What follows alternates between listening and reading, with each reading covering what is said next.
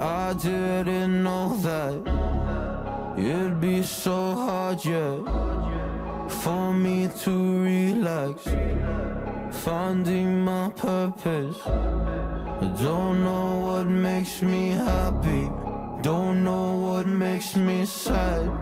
I sit around and ponder emotions in my head. I give up, no matter what I do, not enough. I try so hard to stop, I give in to every single bad temptation. And I just wanna feel like a good person, a good person. When I wake every single morning now, I give up. No matter what I do, I give up, I give up.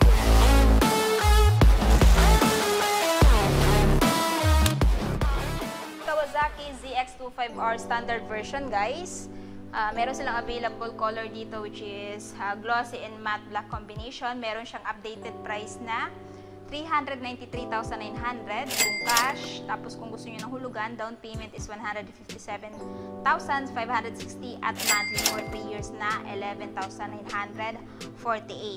So, ito yung tinatawag nilang the Screamer. Kasi nga kahit na siya ay 250cc, napakaganda po ng engine sound niya dahil siya po ay naka inline 4-cylinder. So, meron silang kararating lamang, guys, na Kawasaki Eliminator. Ayan. So, this one, guys, is yung tinatawag nilang SE, no?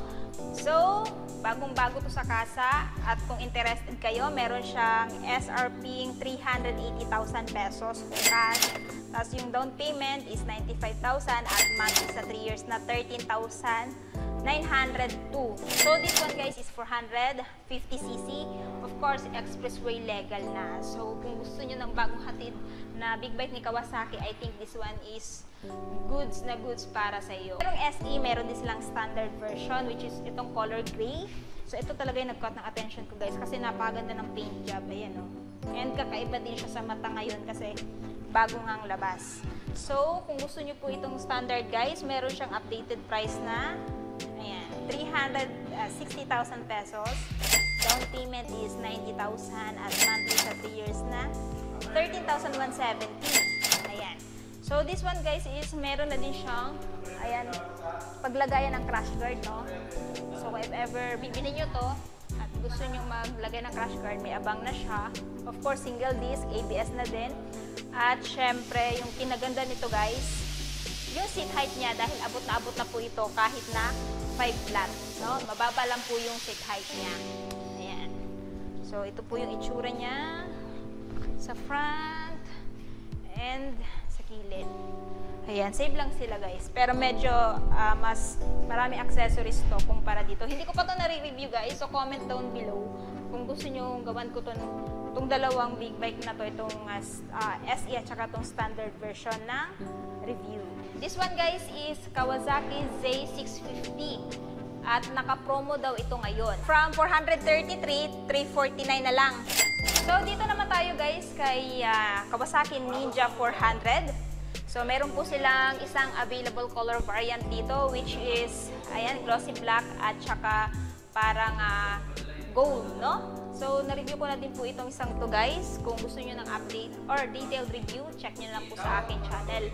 So, meron po siyang updated price na 331,000 pesos po cash. Down payment is 99,300 kung bibili nyo ng hulugan at monthly sa 3 years na 11,420 at meron din po siyang free registration and TPL insurance and open po siya for bank financing. So ito, guys, is expressway legal na. Marami akong nakikita na Ninja 400, especially sa mga lady rider.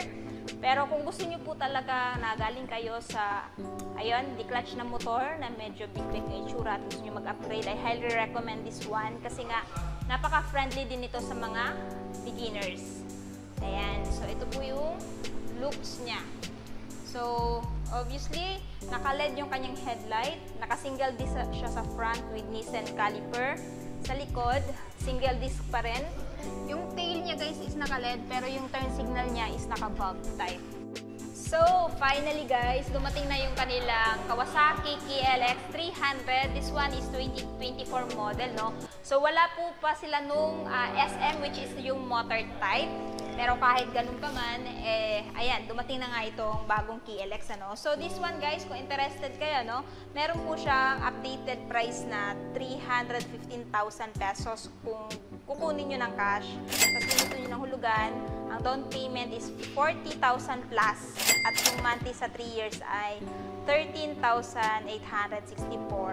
So, this one, guys, is available lamang dito sa Kawasaki Cryptagam. Anyway, meron din po pala siyang bracket, no. Kung gusto nyo ng 6 months, 12, 18, 24, 30, at 36 months, ito po yung mga presyo niya. Ayan. So, ito yung itsura ni KLX 300. Ayan. Oh. So, yun na. Guys, tapos na nga natin ikutan yung mga big bike ni Kawasaki. Ano yung masasabi nyo sa presyo ng mga big bike nila? Sulit pa ba sila this year, 2023? At ano yung big bike nila yung matitipuhan yung bilhin? I want to know your thoughts below. And syempre, kung bago pa lang kayo sa channel ko at hindi pa nakapag-subscribe, huwag kalimutan mag-subscribe para ma-notify kayo once may bago tayong upload. So yun guys, hanggang dito na muna tayo. Ride safe and peace out!